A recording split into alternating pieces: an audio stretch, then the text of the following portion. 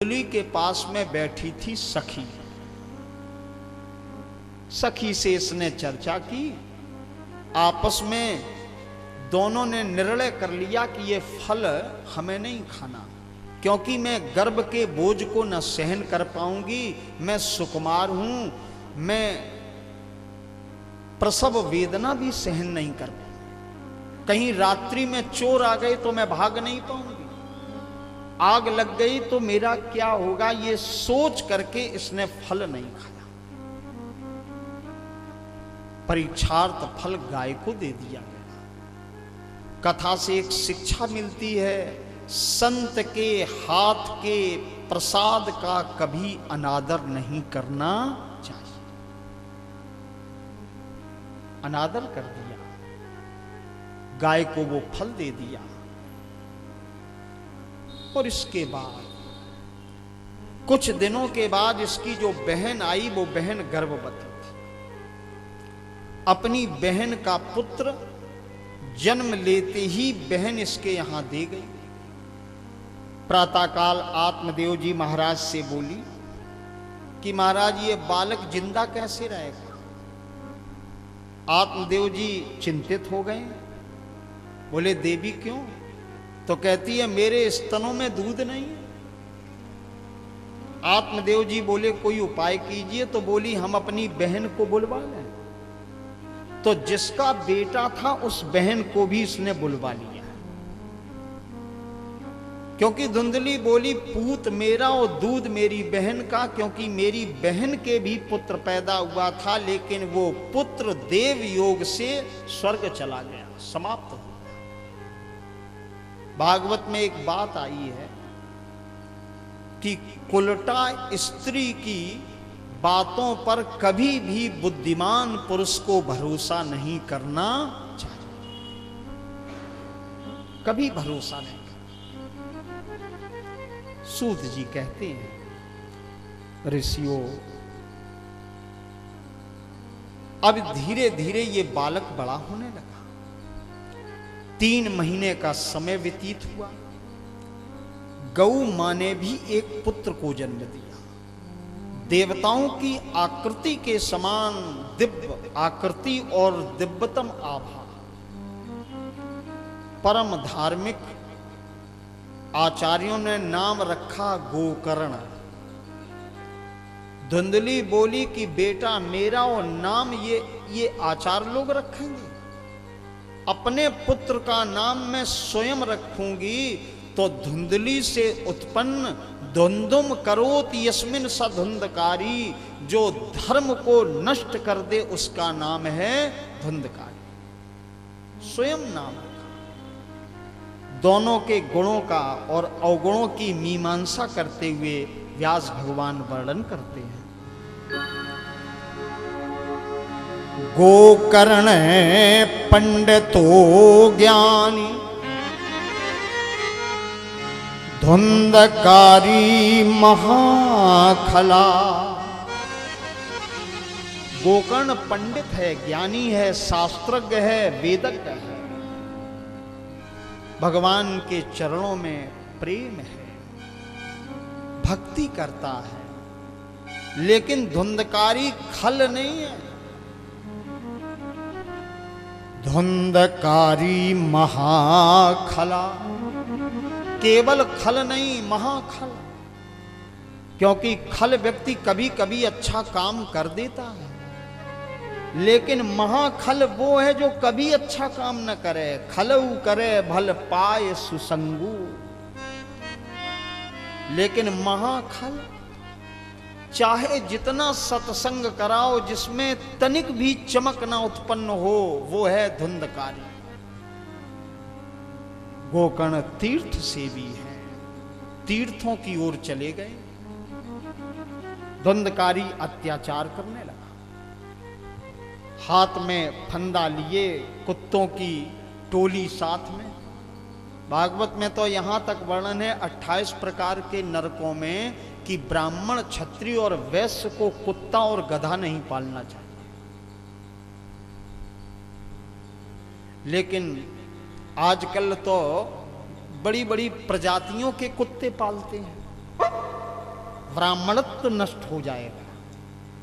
पालना है तो तोता और मैना पालिए, सुख सारिका जानकी जाए, कनक पिंजरन राखी पढ़ाए। और धुंधकारी कुत्तों की पूरी टोली स्नान करता नहीं, ब्राह्मण वंश में जन्म, त्रिकाल संध्या नहीं करता, अधर्म के मार्ग पर चलता है, बच्चों को पकड़ता है, भागवत में वर्णन है, बालकान भरकान धत्वा, गड्ढे में फेंक देता, धर्म होने नहीं देता। पिता समझाते हैं तो धीरे धीरे पिता पर भी प्रारंभ हो गया, पिता को पीटने लगा। संपत्ति इसने जितनी थी वो जुए में नष्ट कर दी। भाई जुए में जाता, पिता से धन लेता और धन नष्ट कर देता। लेकिन यदि ये हार जाता तो जिसने जीता है उसको समाप्त करके धन ले आता, फिर जुआ खेलता। मैं एक वाक्य में आपको कथा सार रूप में बता दूं कि संसार के सारे अधर्म के काम अगर किसी व्यक्ति में थे तो वो धुंधकारी है। धीरे धीरे पिता को कष्ट हुआ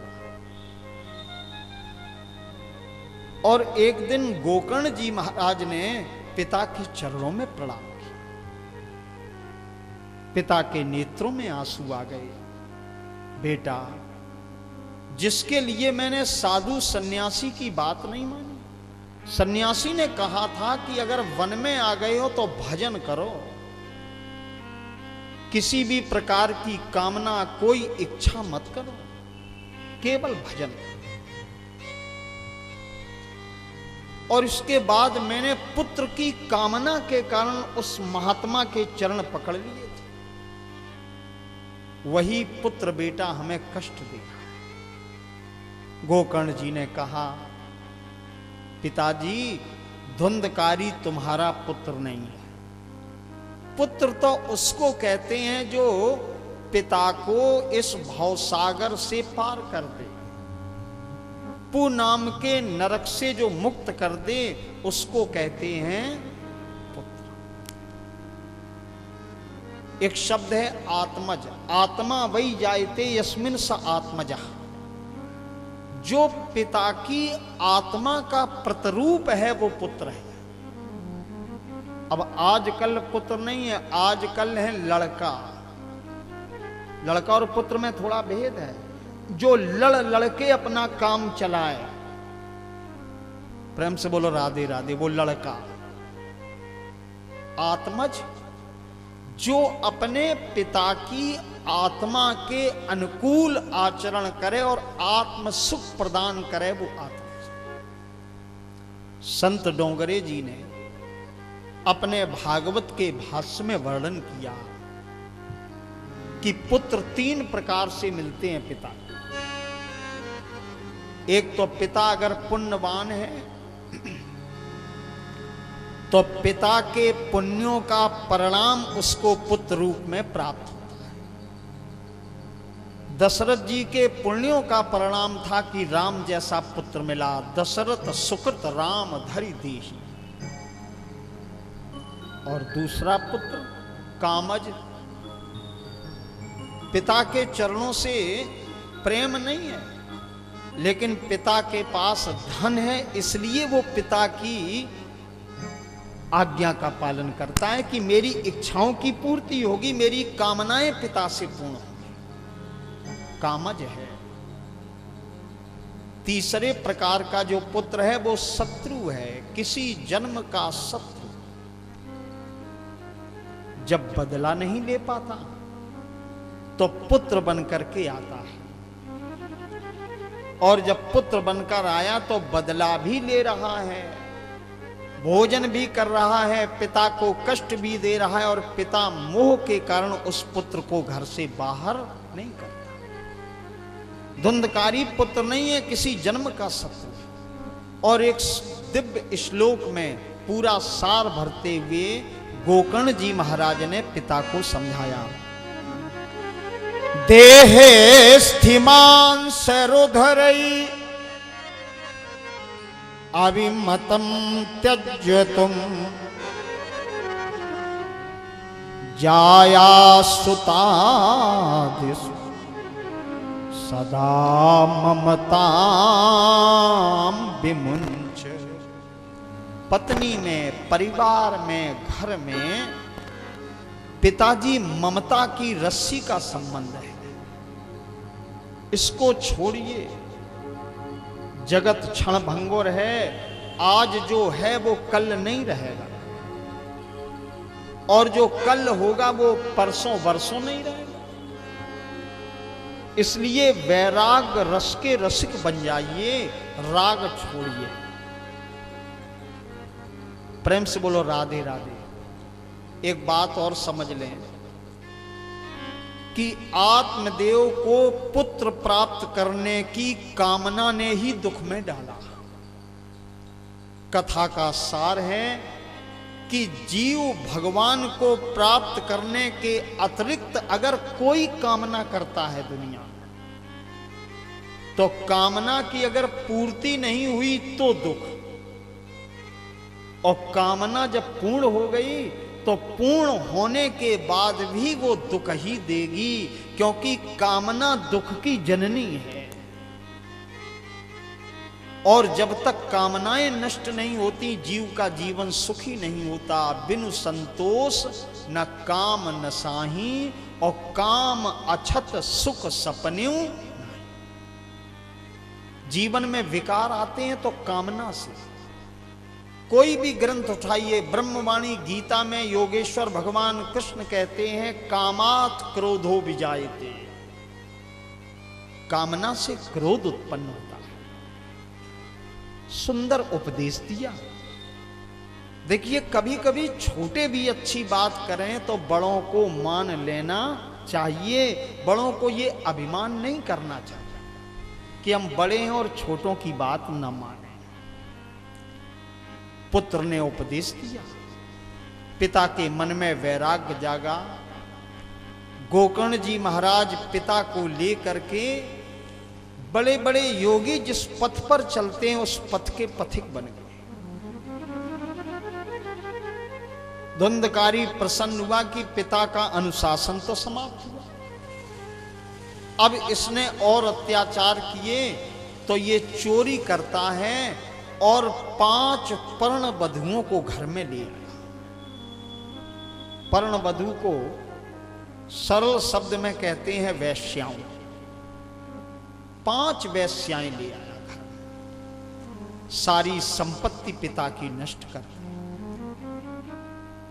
अब यहां भागवत में वर्णन है संपूर्ण संपत्ति नष्ट कर दी। संपत्ति कई प्रकार की होती है। किसी किसी के पास धन नहीं होता लेकिन सम्मान की पूंजी होती है। किसी किसी के पास में विद्या की संपत्ति होती है।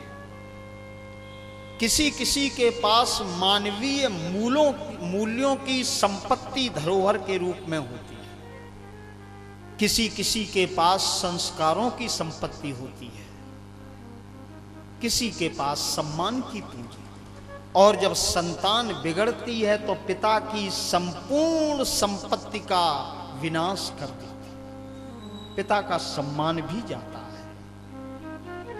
धुंधकारी बहुत प्रसन्न, 5 वैश्याएं ले आया घर में, और जब संपत्ति नष्ट हुई तो वैश्याएं बोली अब इसके पास कुछ बचा नहीं, क्योंकि ये धन की लोलुप है, धर्म से वैश्या का कोई संबंध नहीं है। उसका धर्म ही है कि हम जिसके साथ हैं उसको धनहीन कर दें, कोई संपत्ति ना रहे। अब ये चोरी करने लगा और चोरी की प्रवृत्ति इसकी बढ़ गई। एक दिन एक राजा के यहां चोरी की, वैश्याओं को वस्त्र आभूषण दिए। सूत जी कहते हैं कि इसकी मां जो धुंधली थी, एक दिन धुंधली को जलती हुई लुआटी से इसने पीटा तो धुंधली ने कुएं में कूद करके अपने प्राण त्याग दिए।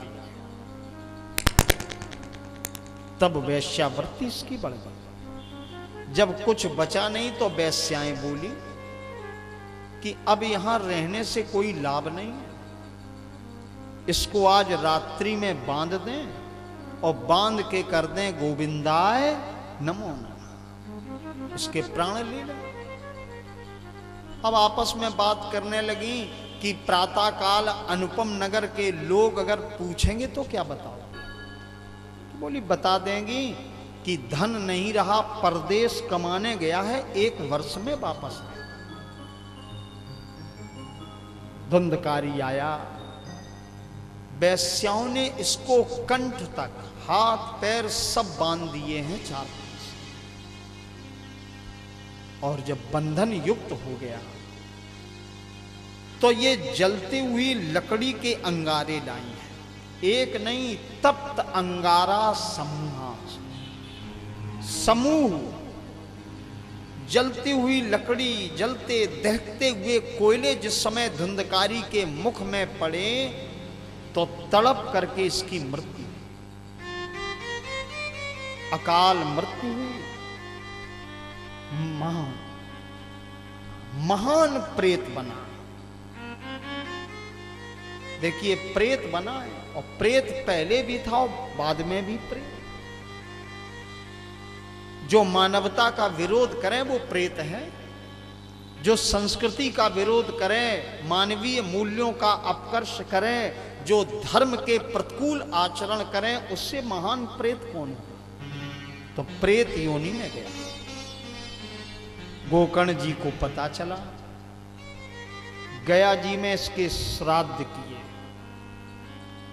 एक दिन संयोग की बात कि गोकर्ण जी अपने घर में थे, धुंधकारी को प्रेत योनि में जब कष्ट मिला तो रूप बदल बदल के ये अपने भाई गोकर्ण को जगाने लगा।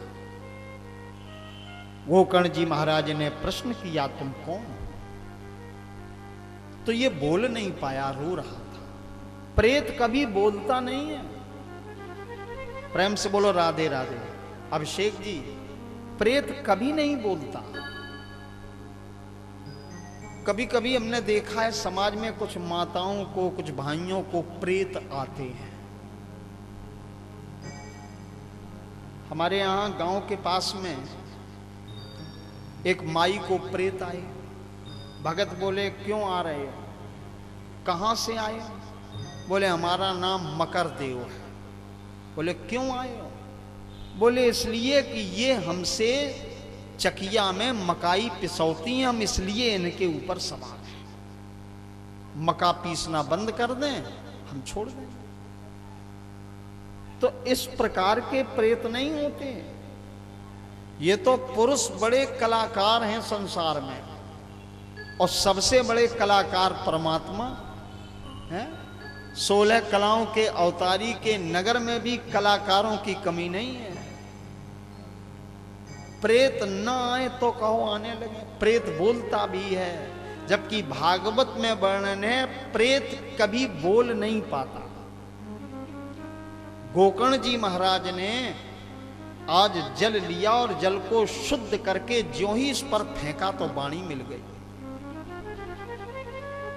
आज पहली बार कहता है अहम भ्राता तुदीयोस्मि। अरे भैया पहचानो, मैं तुम्हारा भाई हूं। गोकर्ण जी बोले नाम क्या है? तो कहता है धुंधकारी इति नाम था, मेरा नाम है धुंधकारी। अरे भैया धुंधकारी, तुम प्रेत योनि में कैसे चले गए ब्राह्मण वंश में जन्म लेकर?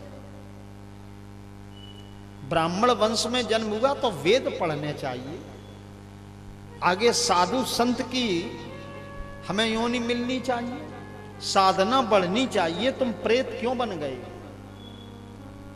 तो कहता है स्वकीये नेव दोषेन ब्राह्मणत्वम नाशितम मया।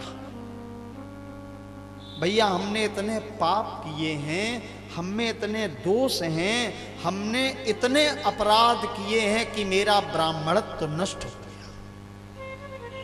प्रेम से बोलो राधे राधे। मेरा ब्राह्मणत्व नष्ट हो गया। ब्राह्मण वर्ण में अगर जन्म है तो उसका दायित्व अधिक है। इसलिए मैं प्रेत बना। आज एक मैं थोड़ा सा घुमाते हुए बात कह रहा हूं। धुंधकारी ने एक बार भागवत की कथा सुनी और प्रेत योनि से मुक्ति मिल गई, संकट कट गया। आज एक वर्ष में कई बार हम लोग कथा सुनते हैं, लेकिन समाज का सुधार नहीं होता है। क्यों नहीं होता है? एक ही कारण है कि धुंधकारी प्रेत तो बना, कष्ट तो मिले, लेकिन स्वीकार कर रहा है हृदय से कि स्वकीय नेव दोष है। भैया इसमें दोष न भगवान का है न किसी का, ये मेरा दोष है कि मेरा ब्राह्मणत्व नष्ट हो गया, मैंने स्वयं पाप कर्म किए। मिट्टी का संसार है और अभिमान जीव का सहज गुण है।